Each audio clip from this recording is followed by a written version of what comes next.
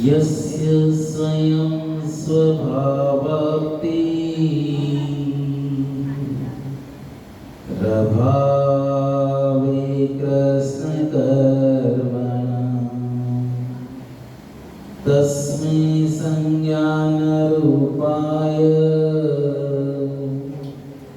नमोस्तु परमात्मने नमोस्तु परमात्मने नमोस्तु परमात्मने। आदि ब्रह्मादिनाथ भगवान की, अंतिम तीर्थेश्वर महावीर भगवान की, परम पूज्य ज्येष्ठाचार्य आचार्य श्री अतिसागर जी महाराज की, परम पूज्य तीर्थ भक्त शिरोमणि आचार्य भगवान महावीर कीर्ति जी महाराज की, परम पूज्य वात्सल्य रत्नाकर निमित्त ज्ञानी आचार्य भगवान सम्मत विमल सागर जी महाराज की, परम पूज्य तपोमूर्ति तपोमात्र महामना आचार्य भगवान सम्मति सागर जी गुरुदेव की, परम पूज्य भारत गौरव गणाधिपति गंगाचार्य श्री पंत सागर जी महाराज की, अभिक्षण ज्ञान अभिक चतुर्पट्टाधीश मम शिक्षा दीक्षा गुरु मम प्राण ऊर्जा गुरु आचार्य गुरु सजन सागर जी गुरुदेव की। बोले वात्सल्य मूर्ति युवा रत्न अतिशयोगी मुनि श्री यत्न सागर जी महाराज की जय। जयकारा गुरुदेव का जय जय गुरुदेव। परम पूज्य आचार्य भगवान पूज्यपाद स्वामी हमें लगातार धर्म के मार्ग पर लगाने के लिए अलग अलग विधियों से, अलग अलग भाव से, अलग अलग मार्ग से हमें जीवन की राह बता कि बहिरात्मा से अंतरात्मा में डूबेगा और अंतरात्मा से परमात्मा बनने के भाव जब तू रखेगा तो तेरा कल्याण अवश्य हो जाएगा। जीवन धर्म से और धर्म के मार्ग पर लग कर जीते हैं तो हमारा आत्म कल्याण होता है, हमारा आत्मा भाव शुद्ध होगा। जब तक हम आत्मचिंतन नहीं करेंगे, जब तक हमारे आत्म कल्याण की भावना नहीं रखेंगे, तब तक हमारा कुछ भी नहीं हो सकता। धर्म कहता है कि आत्मचिंतन में लगे रहो, पर के तरफ से नाता तोड़ दो, पर के तरफ ध्यान दोगे तो निज का कल्याण कभी नहीं कर पाओगे। और जब निज का कल्याण की भावना बनेगी, आत्म रुचि बनेगी, तो तुम्हारा कल्याण अवश्य है, तुम्हारा जीवन सुधर जाए। आचार्य भगवान पूज्यपाद स्वामी आज अपनी 18वीं गाथा में इतना अच्छा संबोधन दे रहे हैं, इतनी अच्छी बात रख रहे हैं कि हे भव्य जीव, तुझे किस तरह से रहना है, अब क्या करना है जिससे तेरा कल्याण हो। और क्या कह रहे हैं कि ये शरीर का स्वभाव कैसा है ये समझना हो, तो यहाँ कह रहे हैं भवन्ति प्रायाय संग मसुचि न शुचि अपि सकाय संतापाय तदर्थ प्रार्थना व्रता। आचार्य भगवान यहाँ कह रहे हैं यत जिसका संग प्राप्त मतलब के संयोग पाकर सुचिनपि चंदन केसर कपूर दूध फल फूल एवं वस्त्र आदि पवित्र पदार्थ अपि भी असुचि अपवित्र भवन्ति हो जाते हैं, ऐसा सब वह कार्य शरीर संताप्त सदा आप्य अतृप्ति एवं नाशोन्मुख रहता है। तदर्थम उसकी पवित्रता और तृप्ति के लिए प्रार्थना, चेष्टा या कामना करना व्यर्थ है। आचार्य भगवान इतनी अच्छी बात रखी आज के, इतना समझा रहे हैं, इतना अपने आप को, और हम सब के लिए ये कह रहे हैं कि जिसके लिए तुम लगातार दौड़ भाग सब कुछ कर रहे हो, ये जिस शरीर के लिए तुम दौड़ भाग कर रहे हो, जिस शरीर के लिए इतना सब कुछ करने की जा रहे हो, जिसके लिए तुम अपने आप को सब कार्य को छोड़ के उस कार्य के लिए लग जा रहे हो, जिस शरीर के लिए तुम इतना महत्व रख रहे हो, वह शरीर भी अपवित्र है, रंच मात्र भी पवित्र नहीं है। अगर एक बार किसी डॉक्टर के पास जाना और कहना कि जरा सा मेरे इस हाथ को यहाँ चीरा लगा के दिखाओ कैसा है मेरा अंदर से शरीर, और जब देखोगे तो अपने आप को इतना घृणा मांगोगे, ओ मैं किस शरीर के पीछे दौड़, किसके लिए दौड़ रहा हूं, मेरे लिए तो ये शरीर नश्वर क्षणभंगुर है और मैं इसके लिए श्रुता करने की कोशिश कर रहा हूं। तो इसकी श्रुता नहीं करनी है, हमें तो आत्मचिंतन की श्रुता करनी है, हमारे निज आत्म स्वरूप का चिंतन करना है कि मुझे मेरा आत्म कल्याण किस तरह से।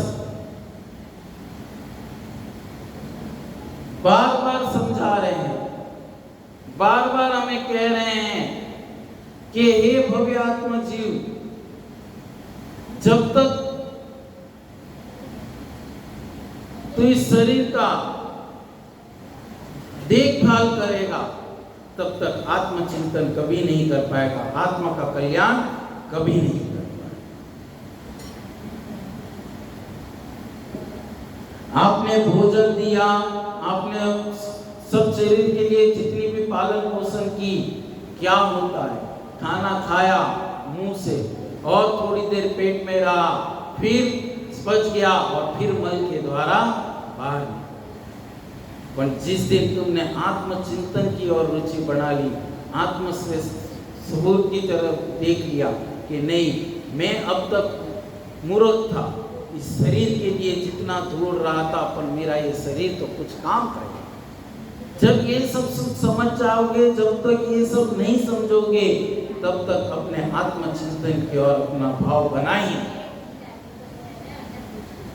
आपने जन्म लिया था, हष्ट पुष्ट शरीर से जन्म लिया था, और धीरे धीरे धीरे ये शरीर बढ़ता गया, उम्र बढ़ती गई, धीरे धीरे बालपन से यौवन में आए, यौवन से बुढ़ापे की तरफ आ गए, शरीर में रोग आना चालू हो गया, शरीर में कुछ ना कुछ तकलीफें आनी चालू हो गई, शरीर में अपने आप कुछ ना कुछ बिगड़ने लग गया।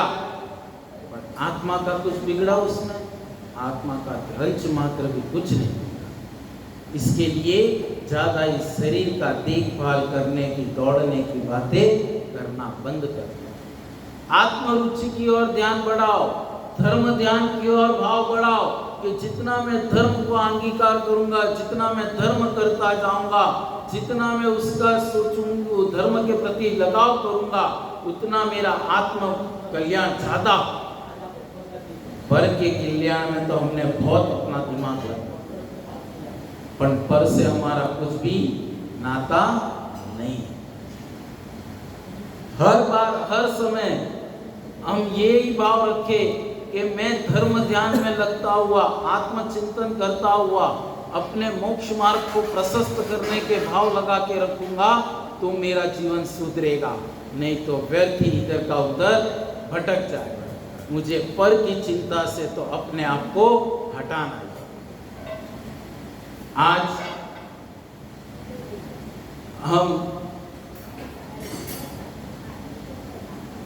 देखते हैं, और लगातार ये भादो महीने में हम धर्म ध्यान का महीना आ चुका है कि एक महीना इतना धर्म करना है, इतना धर्म करना है, सालों पूरे साल करना ही है, पर इस भादो महीने में जितना धर्म करते हो वो पूरे साल के पाप को धोने का काम करता है। भादो महीना अपने आप में बहुत बड़ा महीना कहा जाता है। कितने पर्व आते हैं इस भादो महीने के अंदर? रक्षाबंधन, 16 कारण, रक्षाबंधन पूरा हुआ कि 16 कारण, सोलस्कारम चालू हुआ, 15 दिन निकले नहीं के 10 लक्षण, पंचमेरु, रत्नत्रय, धूप दशमी, अनंत व्रत, अलग अलग व्रत आते जाते हैं और इन भावनाओं को भाते भाते भाते अपना जीवन का कल्याण कर।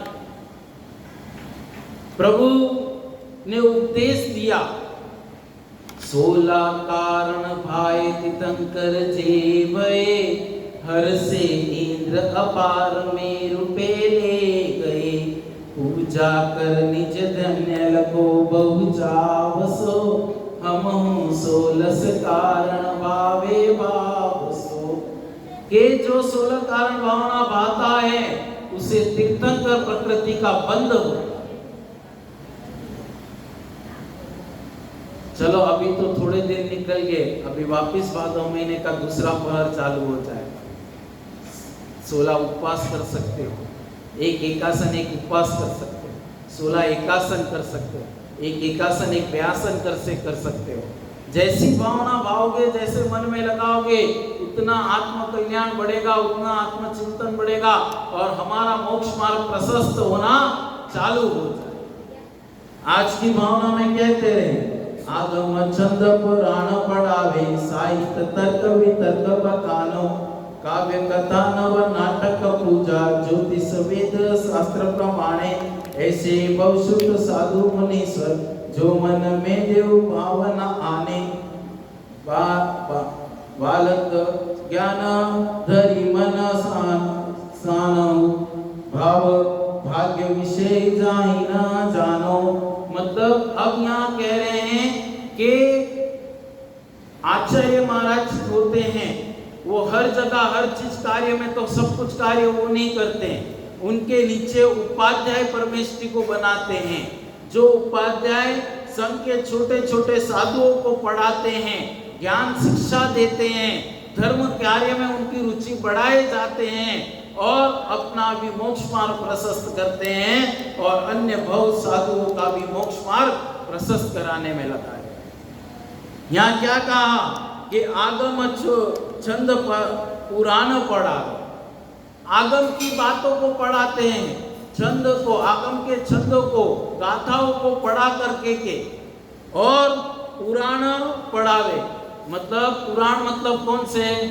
पद्म पुराण, हरिवंश पुराण, ये सब पुराणों को पढ़ा करके उनके लिए ज्ञान अर्जन कराते हैं, धर्म ध्यान में लगा कर रखते हैं। छोटे छोटे शिष्यों को, नए नए दीक्षार्थी होते हैं तो हर समय तो आचार्य महाराज उनके लिए समय तो नहीं, क्योंकि आचार्य महाराज को भी तो और भी तो रहता है, लोग आते हैं, प्रतिष्ठाएं का बात होती है, कहीं विहार करने की बात चल रही है, कुछ महोत्सव के लिए बात चल रही है, कुछ तत्व ज्ञान की बातें में चल रही हो, तो आचार्य महाराज छोटे उपाध्याय महाराज को निरीक्षण कराते हैं कि आप इनका पढ़ाई लिखाई में ध्यान देना, इनको पढ़ाना, इनके लिए तर्क वितर्क ना हो, ये कहीं भटक ना जाए, इनको धर्म ध्यान में लगा कर रखना, इनको स्वाध्याय में लगा कर रखना, इनके लिए धर्म उपदेश देकर इनको धर्म के कार्य में लगा कर रखना। फिर के काव्य कथा नव नाटक पूजन, कभी काव्य मतलब काव्य पढ़ा करके, कभी नाटक पूजन, कभी पूजनों को अर्चनाओं की करा करके, और कह रहे हैं ज्योतिष वेद्य शास्त्र प्रमाण, और ज्योतिष और वेद्य का शास्त्र प्रमाण करा करके के छोटे शिष्य हैं या कोई व्यक्ति आया है उसे शास्त्र ज्ञान कराना है, कुछ कराना है, तो उपाध्याय महाराज इस कार्य को करते हैं। ऐसे बहुश्रुत साधु मुनीश्वर, जो मन में दो भावना आने के, दूसरा कोई भाव ही नहीं आने देते हैं, लगातार शुद्ध ज्ञान में अपने आप को डुबाए रखते हैं और दूसरे को भी सूत्र का ज्ञान देने में हमेशा आगे तत्पर रहते हैं। निज का तो कल्याण करते ही करते हैं, पर साथ में दूसरे भी छोटे छोटे मुनीवर हैं, शुल्लक है, अलक है, उनको भी तर्क वितर्क का भाव बताकर, तत्वों का ज्ञान दे करके और उनके लिए धर्म उपदेश में भाव लगा करके उनका मोक्ष मार्ग प्रशस्त करते हैं। धर्म ध्यान में लगा करके बोलत ज्ञान धरे मनस दो बोलत ज्ञान धरी मनस अनजो भाग्य विषय जाई जाने। मतलब कि बोलते हैं तो ऐसा बोलते हैं कि जिससे तर्क निकलता हो, जिससे मन में कोई खेद ना आवे, तत्वों का उपदेश देते हैं और उससे मन को शांतिपूर्ण कराते हैं। धर्म उपदेश के माध्यम से कर्मों की निजरा कराने का भाव कराते हैं। तो उपाध्याय महाराज कराते के लगातार चिंतन में लगे रहते हैं, लगातार अपने आप को धर्म ध्यान में लगा कर रखते हैं। साथ में छोटे छोटे शिष्यों को के लिए भी उनके लिए धर्म में लगा कर रखते हैं। रोज उन्हें कुछ गाथा पढ़ाई तो उन गाथाओं के पढ़ाने के बाद उन्हें अगले दिन सुबह पूछी जाती हैं, बताओ कितनी गाथा याद हो गई, ताकि आगे पढ़ाने की बात आए। नहीं तो उस गाथा को वापस समझाया जाता है और वापस उसके लिए कहा जाता है कि तुम इस तरह से पढ़ोगे तो तुम्हारा आत्मचिंतन बढ़ेगा, धर्म ध्यान बढ़ेगा और धर्म ध्यान बढ़ते बढ़ते तुम्हारा आत्म कल्याण होता जाएगा। सब तरह से समझाते हैं कि इस तरह से पढ़ना है, इस गाथा को इस तरह से लेके पढ़ना है। शुद्ध ज्ञान का हमेशा अपने आप वो छोटे छोटे शिष्यों को देते रहते हैं और जब उनका ज्ञान विस्तृत होता है तो उन्हें एक एक गाथाओं को लगातार पूछना चालू करते हैं कि चलो कल जो गाथा पढ़ाई उसे बार बार दोहराओ, कितनी गाथा याद हुई उन्हें बताओ, ताकि आगे पढ़ाने को समझ में। आज दर्शन विशुद्धि 16 कारण भावनाओं में आज बहुत शुद्ध ज्ञान बात उपाध्याय के बारे में बताया कि जो संघ का संभार भी करते हैं, संघ को शिक्षा भी देते हैं और उनकी देख रेख में भी ध्यान रखते हैं कि ये सही पढ़ रहा है नहीं कर रहा है, अपनी चर्या में संभल के चल रहा है कि नहीं कर रहा है, और अपने आप को मोक्ष मार्ग पर लगाते हैं और साथ में सभी को मोक्ष मार्ग पर लगाते हैं। आप भी लगातार धर्म चिंतन करो, धर्म का ओत-प्रोत में रहो, कुछ ना कुछ पढ़ते रहो। शुद्ध ज्ञान का जो भी ज्ञान लेता है, धर्म ज्ञान जो भी करता है, उससे उसके लिए कल्याण होता है, उसका मोक्ष मार्ग प्रशस्त होता है, उसे सम्यक ज्ञान, सम्यक दर्शन, सम्यक ज्ञान और सम्यक चारित्र की प्राप्ति होती और एक ना एक दिन मोक्ष मार्ग प्रशस्त करता है। जब तक हम धर्म ध्यान में लगे रहेंगे, आत्मचिंतन के बोध में लगे रहेंगे, तो हमारा मोक्ष मार्ग प्रशस्त होगा। कि हमें यही बताया कि जब तक हम धर्म ध्यान में लगे हैं, आत्म रुचि की ओर लगे रहेंगे, तो हमें दूसरा कुछ भी दिखेगा नहीं। और जब हम धर्म ध्यान से छूट जाएंगे, शुद्ध ज्ञान से बाहर हो जाएंगे, तो हमारे लिए अपने शरीर आत्म पर की चिंता में लगे रहेंगे। और पर की चिंता अगर दूर करनी है तो ज्ञानाभ्यास करना पड़ेगा। और उपाध्याय महाराज के संग में रहकर, आचार्य महाराज के संग में रह करके, उपाध्यायों से पढ़ करके अपना शुद्ध ज्ञान बढ़ा करके धर्म कार्यों में लगकर अपना आत्मचिंतन बढ़ाना, यही मंगल भाव के साथ कि जब तक धर्म ध्यान कर रहे हो, ज्ञान अर्जन करते रहते हो, ज्ञान की पिपासु में रहते हो, तो अपना आत्म कल्याण होता है। और ज्ञानाभ्यास ना करके दूसरे किसी कार्य में लगे रहोगे तो हमारा आत्म कल्याण कभी नहीं। हमें अपना आत्म कल्याण करना है, आत्म रुचि में ध्यान देना है, आत्मबोध करना है कि धर्म करते हुए, ज्ञानाभ्यास करते हुए, उपाध्याय महाराजों के सानिध्य में रह करके अपने को धर्म ध्यान आराधना में अपना जीवन व्यतीत करते हुए मोक्ष मार्ग प्रशस्त करना है। और मोक्ष मार्ग प्रशस्त करने के लिए हमें रत्नत्रय को धारण करना है। जो रत्नत्रय को धारण कर लेगा अपने आप को रत्नत्रय के अंदर धार लेगा, उसका आत्म कल्याण होता रहेगा। आज हम पौश्रुत भक्ति भावनाओं को पावे और आत्मचिंतन में बढ़ावे, उपाध्यायों का आराधना करें और अपना कल्याण करें। यही मंगल भाव के साथ बोलिए आचार्य गुरु सिद्धेंद्र सागर गुरुदेव की, बोले वात्सल्य मूर्ति युवा रत्न मनीषी सुयत्न सागर जी महाराज की जय।